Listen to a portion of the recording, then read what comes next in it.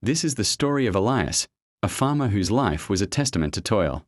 Every day, long before the sun painted the eastern sky, he was already in the fields.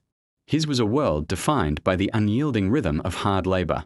We see him wrestling with the earth, his hands, calloused and cracked, gripping the handle of a hoe as he tilled soil that was more dust than dirt. The sun would beat down mercilessly, but Elias would not stop. He moved from one task to the next with a grim determination, mending fences that seemed to break as soon as they were fixed, hauling water in heavy buckets that strained his back, and clearing rocks that appeared endless. His face, etched with lines of exhaustion and worry, told a story of relentless effort. He poured his sweat, his strength, and his very soul into the land. Yet, his devotion yielded nothing but heartbreak. Despite the sunrise to sunset labor, his crops were withered stalks, their leaves yellowed and curled. The corn was stunted, the beans failed to sprout, and the patches of green he'd so carefully nurtured were surrendering to the relentless brown of the barren earth.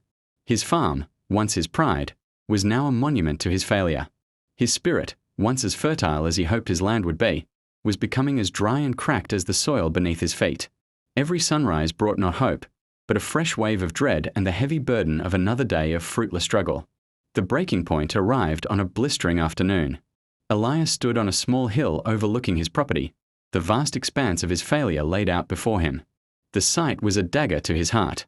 In the distance, he could see his neighbors' farms, oases of vibrant green that seemed to mock his own desolate landscape. Their fields were lush and overflowing, their harvests bountiful. A wave of overwhelming frustration and a profound sense of failure washed over him.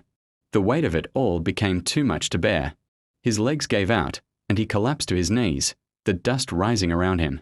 In that moment of complete despair, with his head in his hands, he was ready to surrender, to let the land claim its final victory over him.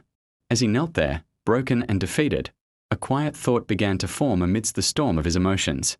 He had worked harder than anyone he knew. He had never shirked a task, never taken a day of rest. But what had it gotten him? He lifted his head, his gaze sweeping over his neighbors' thriving farms once more. The epiphany struck him with the force of a lightning bolt. He had been working hard, but he had not been working smart. He had been so focused on the sheer volume of his labor that he had never stopped to question the method.